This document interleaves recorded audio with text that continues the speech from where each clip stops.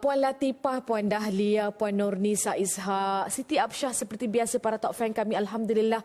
Dan juga Puan Dahlia, 10 markah tepat sekali. Sama-sama kita bina syurga di rumah, bina rumah di syurga dan masuk syurga sekeluarga insya-Allah. Mudah-mudahan. Dan pagi ini tentunya dalam Assalamualaikum Subuh kita nak tekankan tentang infak bersedekah, dan pagi ini seperti biasa infak sekolah agama insya-Allah. Mudah-mudahan Jumaat yang barakah hari ini insya-Allah.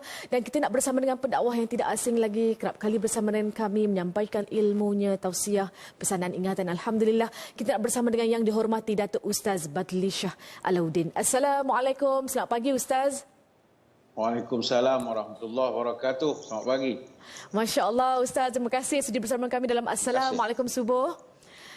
Masya Allah, saban hari seperti biasa Ustaz, kita sentiasa mengingatkan kepada para penonton kita kenapa kita perlu melakukan sedekah subuh. Dan pagi ini sebagai mukadimah Ustaz, kita nak tahu juga, boleh tak Ustaz kongsikan sepenuh waktu subuh hari Jumaat yang barakah ini, apakah antara amalan yang kita perlu titik beratkan untuk kita terus memperolehi ganjaran daripada Allah Subhanahu Wa Taala? Terima kasih. Assalamualaikum warahmatullahi wabarakatuh. Waalaikumsalam. Alhamdulillah rabbil alamin, wassalatu wassalamu ala asyrafil anbiya'i wal mursalin wa ala alihi wa sahbihi ajma'in, amma ba'du. Terima kasih kepada para penonton, dan kita raikan juga pada pagi ini para puasawan Ashura, moga-moga diberkati sekalian. Amin. Ada satu kitab yang saya nak kongsikan. Kitab itu berjudul Man tusalli alaihimul malaikah wa man tal'anuhum. Kitab itu berkenaan tentang siapakah golongan yang hidupnya sentiasa didoakan oleh malaikat, dan siapakah golongan pula yang setiap hari hidupnya disumpah serana oleh malaikat. Aduhai. Jadi ada beberapa golongan, ada kurang lebih ada 12 golongan. Dan salah satu golongan yang disebutkan yang hidupnya hari-hari didoakan oleh malaikat adalah orang yang bersedekah. Masya Allah. Dan orang yang bersedekah tu pula dispesifikkan lagi, sedekah pada waktu subuh. Itu lebih spesifik lagi. Dalam hadis daripada Abu Hurairah radhiyallahu anhu, ma min yaumil yusbihul ibadu illa fihi illa malakani yanzilani fayaqulu ahaduhuma Allahumma a'ti munfiqan khalafa wa yaqul akhar Allahumma a'ti mumsikan talafa. Setiap hari kata Nabi tanpa gagal akan ada dua malaikat datang ke bumi ini, kerjanya mendoakan manusia. Satu daripada malaikat ni akan berdoa, ya Allah, berikanlah ganti bagi setiap orang yang bersedekah. Maknanya jangan kau miskinkan dia. Malaikat yang satu lagi pula berdoa, ya Allah, hancurkanlah harta orang yang terlalu kedekut. Ini hadis riwayat Bukhari dan Muslim. Dalam hadis ini Nabi guna perkataan mumsik. Mumsik ni kita terjemahkan orang yang kedekut. Sebab itu saudara-saudari, kita sedekah ni jangan takut miskin. Setakat ni belum ada orang jadi miskin kerana sedekah. Tak pernah jumpa. Masya Allah. Pergilah ke mana-mana. Walaupun kita banyak sedekah, tak akan miskin. Apa sebab? Kerana orang yang bersedekah ini, Allah janji digantikan duit dia. Baik itu orang Islam tak sepatutnya kedekut. Orang kedekut berkira-kira, bakil kedekut sentangkai jering, lama berfikir bila menyara kerana takut taburnya kering. Jangan jadi orang kedekut dan tamak. Menolong orang kita tak hendak, menimun harta tak agak-agak. Orang miskin kita buat tak nampak, tak boleh. Jadi balik kepada sedekah tadi, disebutkan yang didoakan oleh malaikat adalah orang yang bersedekah pada waktu subuh. Itu pula kelebihan dia. Apa sebab waktu subuh?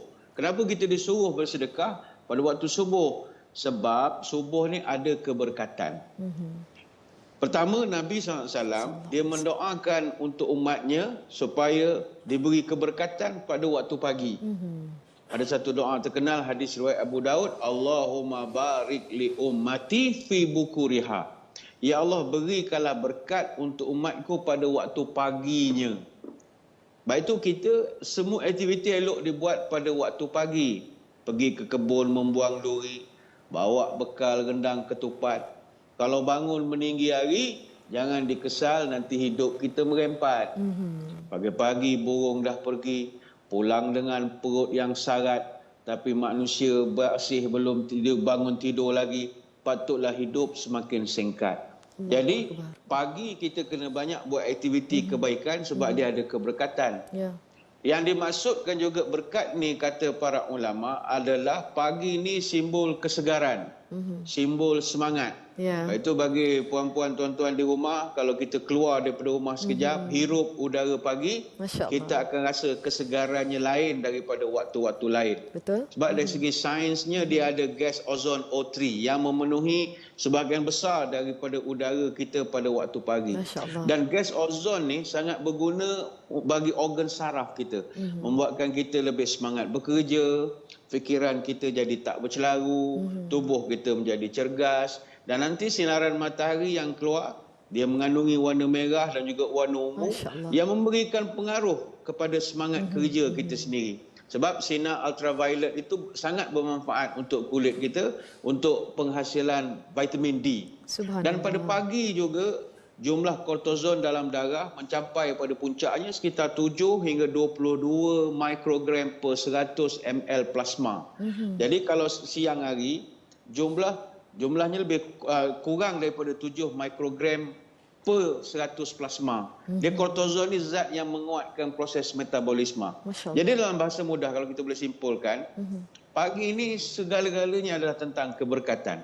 Keberkatan alam di luar sana begitu indah, tenang, sejuk, cuacanya sedap. Maka begitulah juga dalam ibadah. Baik itulah kenapa agama suruh buat qiyamul lail, kita dia berdoa waktu sahur, minta ampun waktu sahur, sedekah pun pada pagi sebab dia ada berkat. Subhanallah, sungguh Allah Maha Penyayang kepada kita semua. Kadang-kadang kita sahaja yang tidak mensyukurinya dan kita tidak nampak segala nikmat rezeki di depan mata kita. Allahu Akbar. Baiklah Ustaz, kita nak teruskan lagi pagi ini dengan infak sekolah agama rakyat kita. Dalam bersedekah, dalam berinfak ni kita mahukan ganjaran pahala yang berterusan Ustaz, kan? Seperti apa yang berlaku pagi ini, kalau kita infak kepada sekolah agama rakyat, bukan sekadar pahala sedekah itu saja yang kita dapat, tetapi apakah di manakah wang kita dibelanjakan, itulah akan berterusan sampailah kita di alam sana nanti. Jadi bagaimana komen daripada Datuk? Baik, terima kasih. Kita setiap hari, setiap orang berdoa supaya dapat rezeki, dapat diberikan kedudukan kewangan yang baik dalam suasana sekarang. Ingat bahawa rezeki daripada Allah ni, dia boleh datang pada kita dalam banyak cara. Banyak cara. Ada rezeki yang memang Allah dah tetapkan. Itu takkan berubah. Wa ma min dabbatin fil ardi illa 'ala Allahi rizquha. Tak ada satu makhluk aku pun aku biarkan, melainkan aku akan jamin rezeki dia. Cuma apa yang Allah bagi itu kadang-kadang kita je tak nak syukuri ataupun kita tak nampak. Disebut dalam surah Hud ayat yang ke-6. Tapi tak akan kebuluh. Setiap makhluk Allah dah jamin rezeki dia. Yang kedua, ada rezeki. Ini kita kena ambil perhatian. Allah Ta'ala sebut dalam surah Sabah ayat 39, ada rezeki yang datang kerana sedekah. Wa ma anfaqtum min syai'in fahuwa yukhlifuh wa huwa khairur razikin. Apa saja yang kau sedekahkan, aku ganti. Masya-Allah. Mungkin ada orang kata, iya ke Tuhan ganti? Saya ada RM10, saya sedekah. Adakah bila saya lepas sedekah tambah lagi RM10? Tidak. Jangan kita khawatiri, itu yang mustahak. Mungkin tidak diganti dari RM10 tadi, tapi digantikan dengan kesihatan, ketenangan, kebahagiaan. Benda-benda macam ni tak dapat dijual beli. Dan Allah Ta'ala sebut, wa huwa khairur razikin. Aku ni pemberi rezeki yang terbaik. Takkan kau tak percaya pada aku? Seolah-olah begitulah. Jadi sebagai contohnya, kita bolehlah nak melaksanakan sedekah ataupun infak bersama dengan Yayasan Ikhlas yang sememangnya banyak menyediakan platform yang boleh kita melakukan infak melalui secara online ataupun atas talian. Jadi antara kempen yang dilaksanakan oleh Yayasan Ikhlas adalah kempen pembinaan sekolah agama rakyat di pedalaman Sabah, iaitu di kampung Kilugus di daerah Kuala Penyu. Kenapa sekolah agama rakyat? Ini disebabkan lokasi sekolah agama rakyat ni dia bukan sahaja boleh memberi manfaat kepada penduduk di Sangkabuk. Lokasi strategiknya boleh memberi manfaat kepada 7 kampung berhampiran. Subhanallah. Jadi sejumlah 420 orang murid setakat ini dapat belajar ilmu agama, alhamdulillah.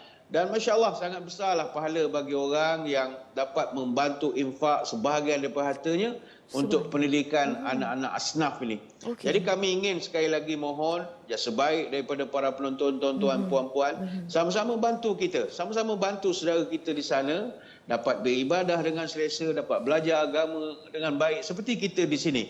Jadi bolehlah kita menyumbang mengikut laman web seperti yang tertera di sekolahagama.com ataupun menyumbang terus ke akaun bank, Maybank, akaun 562834636228 ataupun hubungi saja nombor telefon yang tertera di skrin TV kita sekarang. Jadi ini peluang kita untuk nak melipat gandakan rezeki kita hasil daripada sedekah. Selain daripada itu, ada juga rezeki yang Allah Ta'ala beri kepada kita menerusi usaha kita. Ada kalau kita usaha banyak, banyaklah rezekinya. Ya, betul. Kalau kita usaha sikit, sikitlah rezekinya. Baik itu orang yang bekerja rajin daripada pagi, itu rezekinya banyak lagi. Ada satu kajian dibuat, 90% tokoh korporat dan konglomerat dunia sekarang ini, mereka memang bangun pagi sejak sebelum pukul 6 pagi lagi. Jadi falsafah mereka early to bed, early to rise, make a man healthy, wealthy and wise. Itu dia punya falsafah dia. Awal tidur, awal bangun. Jadikan orang tu sihat, kaya dan lebih cerdik. Masya Allah. Baik itu orang yang kerja pagi-pagi macam di konti pagi ni pagi-pagi. Sihat. Nampak Alhamdulillah hidup ceria. Berbanding dengan orang yang hari-hari Alhamdulillah. pukul 10, itu payah. Itu dia payah nak rezekinya nak murah. Kita tengok CEO banyak syarikat-syarikat dunia, Coca-Cola, Walt Disney, Twitter dan macam-macam. Semua bangun pukul 4 pagi. Sebab itu kita mesti jadikan budaya rajin kerja, bangun pagi. Dan bagi kita orang Islam pula banyakkan sedekah. Lagi menambahkan lagi lah keberkatan hidup kita ini. Itu yang mustahaknya saya lihat. Allahu'alam. Sangat setuju Datuk sebenarnya. Kami Alhamdulillah di sini sihat-sihat, baik-baik dan juga ceria-ceria selalu. Tapi tadi tak dengar suara Datuk mula-mula tu menggelabah juga. Subhanallah. Tapi Alhamdulillah semuanya baik-baik saja. Tapi melihatkan lokasi strategik di Sekolah Agama Rakyat tadi, Datuk, membuatkan saya tertarik nak bertanya kepada Datuk. Adakah Datuk dah pun berkesempatan ke sana dan melihat sendiri keadaannya di sana dan apa lagi yang boleh kita berikan, bangunkan dan juga memberikan segala kemudahan terbaik buat adik-adik yang sedang mendalami ilmu dan sebagainya? Ya, terima kasih.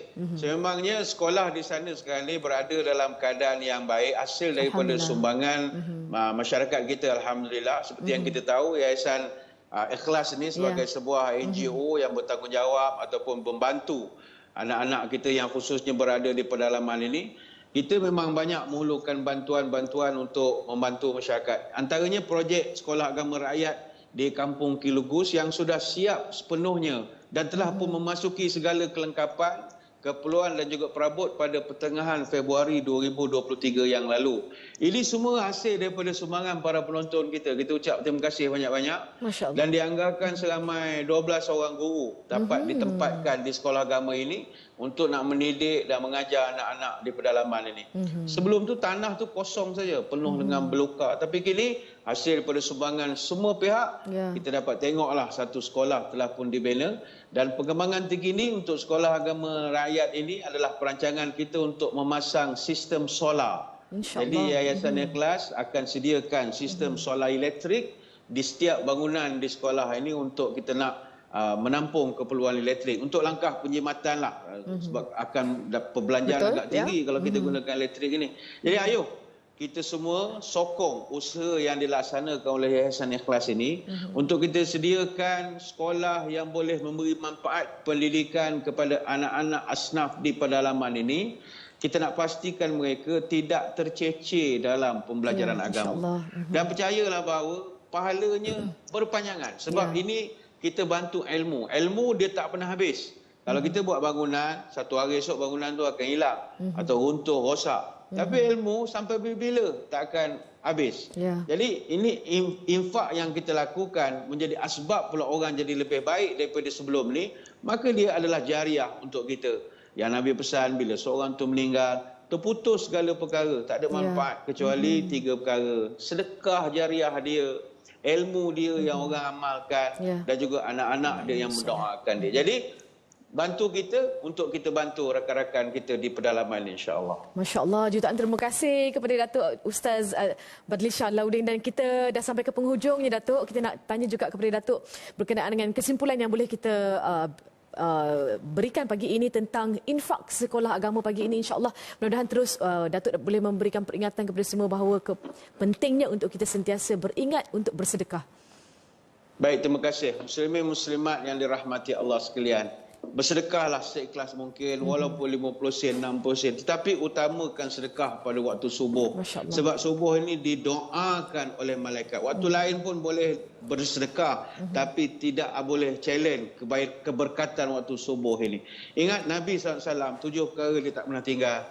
Tahajud, jaga wuduk, beristighfar setiap masa, bersedekah setiap hari, semayang duha, baca Quran tiap hari, dan tidak tinggalkan berjemaah di masjid. Masya-Allah. Jadi kalau dapat kita jaga 7 perkara ini, barulah benar kita boleh mengatakan saya cinta Rasul, saya kasih pada Rasul.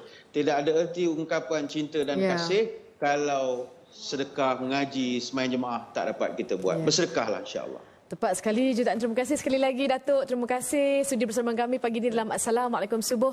Dan insya-Allah sama-sama kita praktikkan dalam kehidupan seharian kita segala ilmu, tausiah, pesanan dan juga ingatan yang telah pun diberikan oleh Datuk.